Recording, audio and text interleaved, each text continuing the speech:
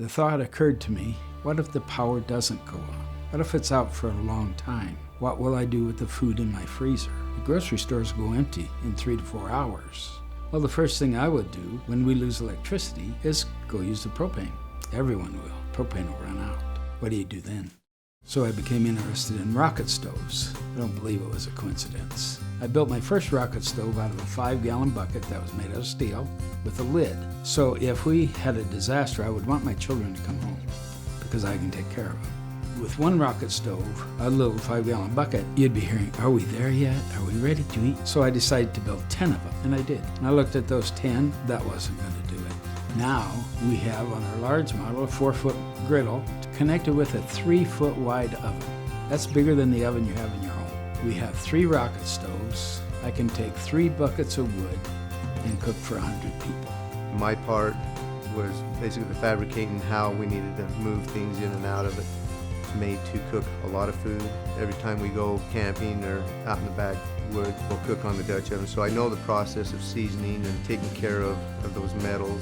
It weighs 700 pounds. That's the big drawback. It's not for the backpacking crowd, but that's its greatest asset. My son accused me of building it like a tank.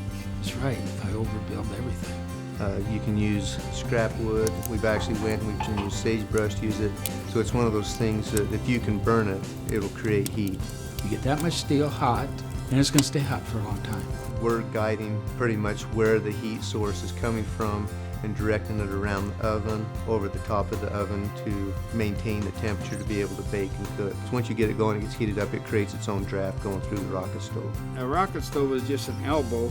The fire chamber is right here in the elbow, and that just burns very completely. This one heats the front half of the griddle, that one heats the back half of the griddle. Once it gets hot, there will be no smoke.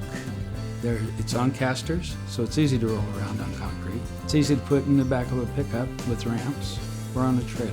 We're roasting a turkey, and we're doing pancakes. We're just trying to see how many pancakes we can make in the time it takes to roast the turkey. We took time out for lunch, and we grilled some steaks, did some French fries, did some sweet potato French fries, and did a bunch of stir-fry vegetables. We've been cooking now for 4 hours. We have used up 3.5 5-gallon buckets of kindling.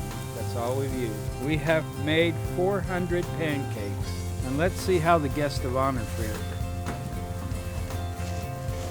What does a hurricane create? What does an earthquake create? Debris.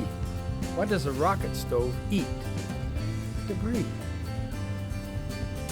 The most important thing about these rocket stoves is they'll keep you, your loved ones, and a lot of strangers, if you're so inclined, alive and fed.